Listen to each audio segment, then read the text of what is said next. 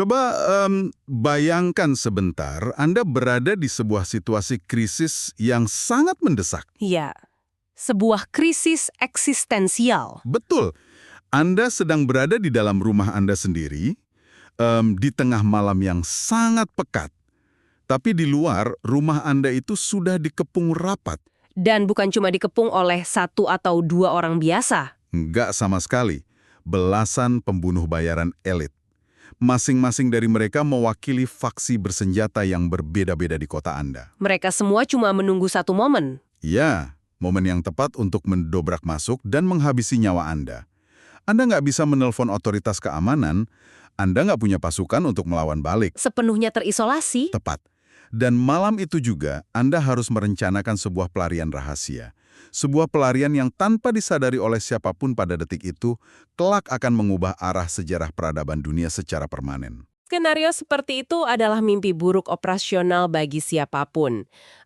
Ketegangan psikologis di momen itu menuntut kejernihan mental yang sangat-sangat luar biasa. Benar. Dan selamat datang di penelusuran mendalam kita hari ini.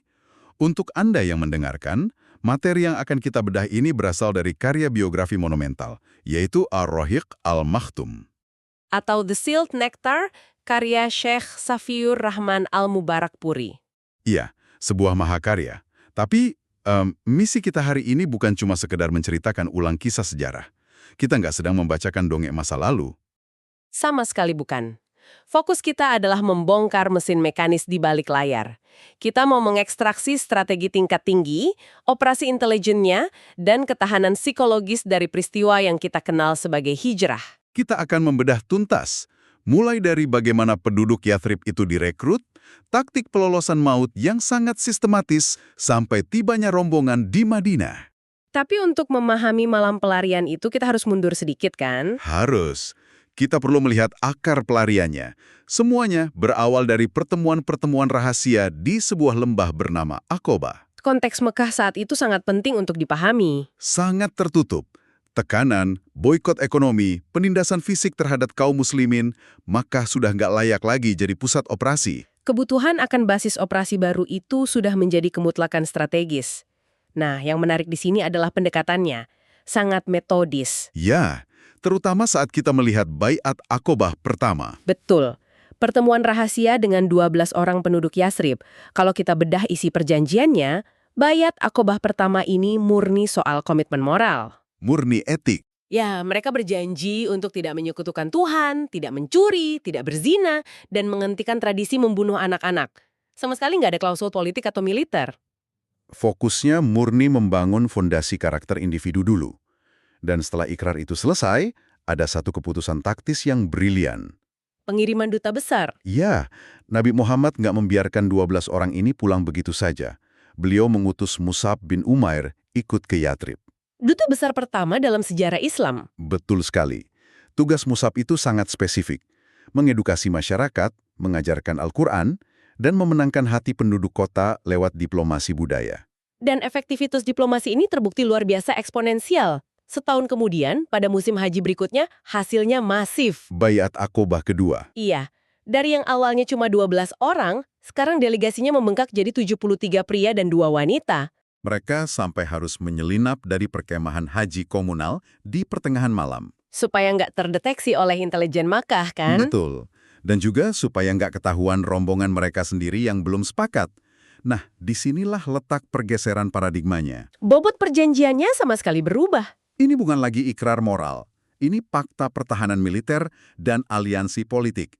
Penduduk Yathrib berikrar melindungi Nabi Muhammad, persis seperti melindungi istri dan anak kandung mereka sendiri. Konsekuensinya sangat berat.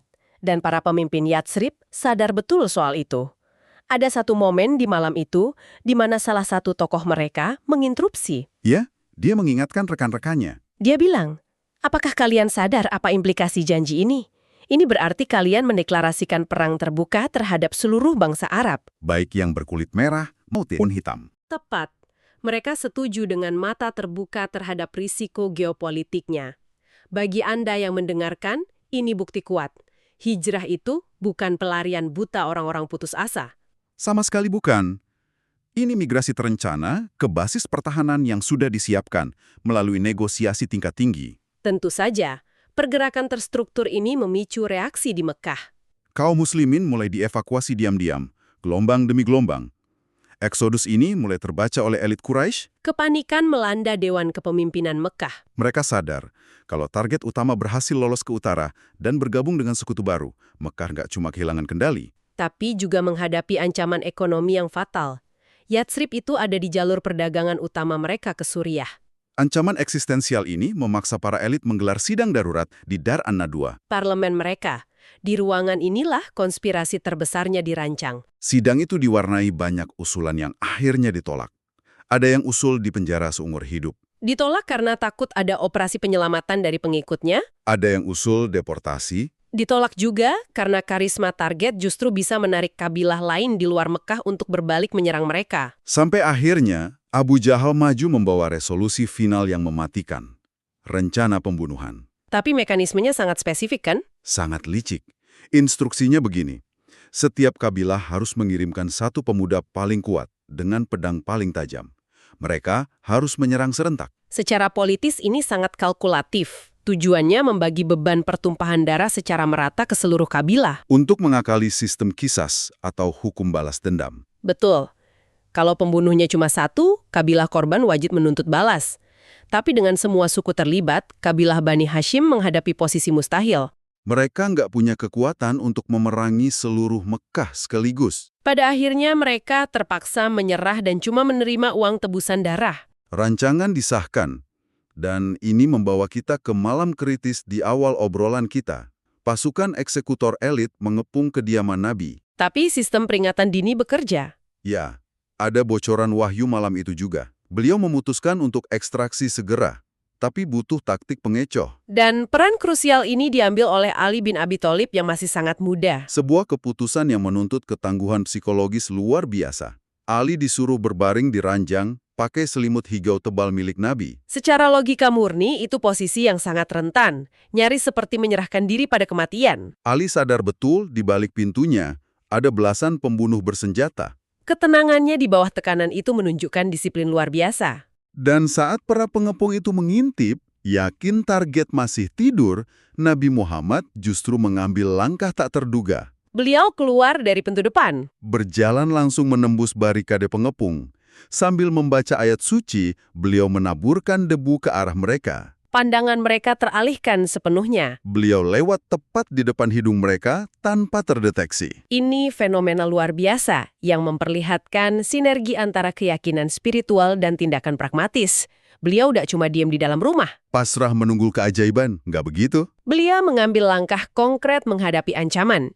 Ketenangan mental inilah yang membedakan orang yang hancur di saat krisis dengan yang berhasil lolos. Pengepung baru sadar tertipu total besok paginya saat yang bangun ternyata Ali. Nah, target utama keluar dari bahaya pertama. Tapi tantangan sesungguhnya baru dimulai. Insting dasar pelarian dan asumsi pengejar pasti mengira beliau ke utara, ke Yatsrib.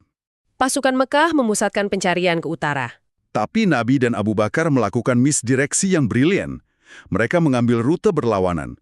Rute selatan menuju Yaman. Ya, mendaki pegunungan berbatu malam-malam, sampai kaki beliau terluka parah, menuju Gua Tur. Prinsip dasarnya jelas hindari pola pergerakan yang gampang diprediksi lawan. 3 hari di dalam gua itu, tegangnya luar biasa. Para ahli jejak Makkah perlahan menyusuri rute sampai tepat di mulut gua. Abu Bakar melihat kaki pengejar berjarak beberapa jengkal.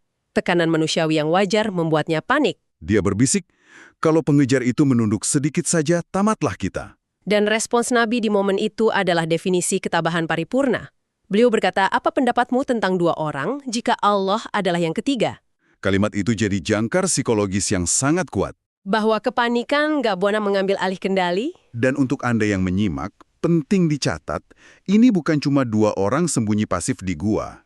Ada jaringan intelijen beroperasi di luar. Infrastrukturnya sangat sistematis. Ada Abdullah, putra Abu Bakar. Perannya murni agen intelijen. Siang berbaur di Mekah, malam menyusup ke gua bawa laporan. Sisi logistik juga disiplin. Asma, putri Abu Bakar, bawa ransum makanan tembus medan berbatu malam-malam. Tapi pergerakan bolak-balik ini meninggalkan jejak kaki di pasir, kan? Orang Arab waktu itu jago baca jejak. Sangat fatal kalau dibiarkan. Makanya ada elemen ketiga, Amir bin Fuhairah, si penggembala domba. operasi pengaburan jejak dengan presisi tinggi. Begitu Asma dan Abdullah balik, Amir menggiring dombanya melewati rute yang sama. Ratusan tapak kaki domba menghapus jejak manusia. Intelijen, logistik, dan penghapusan jejak. Berulang 3 malam berturut-turut tanpa gagal. Ini standar operasi militer canggih. Setelah 3 hari, pencarian Mekah mulai kendor. Rombongan kecil ini mulai bergerak, sekali lagi menyusuri jalur alternatif pesisir Laut Merah. Mekah merespons hilangnya target dengan sayembara berdarah. Hadiahnya 100 unta. 100 unta itu kekayaan instan yang mengubah status sosial seumur hidup. Sayembara ini memobilisasi Suraqah bin Malik, pelacak profesional, penunggang kuda mahir. Dia mau menumpuli hadiah itu. Dan dia berhasil melihat rombongan itu. Dia memacu kudanya, siap menyerang.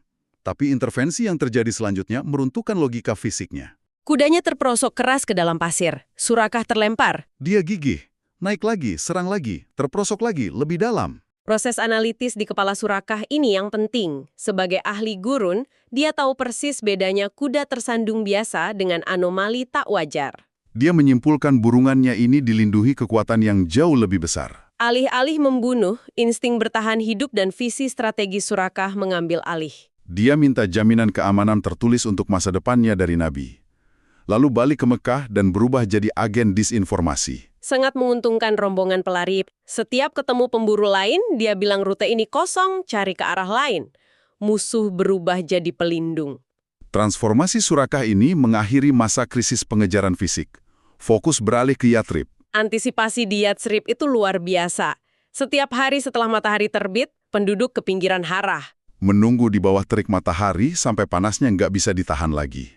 Berhari-hari begitu. Sampai suatu siang yang menyengat, seorang Yahudi di atas benteng melihat debu mengepul dari kejauhan. Rombongan kecil itu datang, pria itu berteriak sekencang-kencangnya. Seluruh kota euforia, penduduk berlarian keluar bawa senjata untuk pengawalan kehormatan militer. Penyambutan epik di Kuba. Dan pada hari itu, Yathrib resmi berubah identitas menjadi Madinah An-Nabi atau Kota Nabi. Madinah. Operasional yang sangat rumit. Nah, dari semua kerumitan operasional ini, pelajaran strategis apa yang bisa ditarik oleh Anda yang sedang mendengarkan diskusi ini? Peristiwa hijrah ini mendekonstruksi pemahaman kita tentang krisis. Keberhasilan ini bersandar pada 2 pilar yang berjalan paralel. Pilar pertama, jelas tawakal. Keyakinan spiritual absolut, tapi pilar kedua sama esensialnya. Ikhtiar, strategi, intelijen, misdireksi, logistik, dan manajemen risiko. Menggantungkan spiritual tanpa kalkulasi strategis itu kelalaian. Tapi strategi tanpa mental yang kuat berujung kepanikan. Keduanya harus dieksekusi bersamaan. Kerangka yang sangat solid. Untuk Anda, coba aplikasikan ke krisis atau transisi besar hidup Anda. Apakah Anda sudah merencanakan rute selatan Anda saat semua orang mengejar ke utara? Dan siapa lingkaran pendukung Anda? Ya, siapa pengumpul informasi objektif Anda? Siapa penyedia logistik Anda saat terisolasi? Manajemen krisis nggak bisa dikerjakan sendirian. Ini membawa kita pada pemikiran akhir yang jarang dibahas, tapi fundamental. Beberapa tahun setelah ini, di era Umar bin Khattab, umat Islam merumuskan kalender. Titik 0 tahun Hijriah. Dan mereka tidak memilih tahun kelahiran Nabi. Mereka juga nggak memilih tahun turunnya wahyu pertama. Tepat, mereka memilih momen hijrah, peristiwa pelarian, pergerakan strategis. Pesan filosofisnya sangat tajam. Eksistensi atau turunnya ideologi itu belum cukup memulai peradaban. Peradaban dihitung saat ideologi diwujudkan dalam tindakan strategis. Keberanian mengambil risiko meninggalkan zona nyaman. Pergerakan dan strategi, itulah kunci perubahan besar. Sebuah perspektif penutup untuk mengevaluasi diri kita. Apakah Anda sekedar bertahan hidup atau sudah mengambil langkah strategis menuju basis masa depan Anda? Pikirkan itu baik-baik. Terima kasih sudah bergabung dalam obrolan esensial kita hari ini. Sampai jumpa di penelusuran mendalam berikutnya.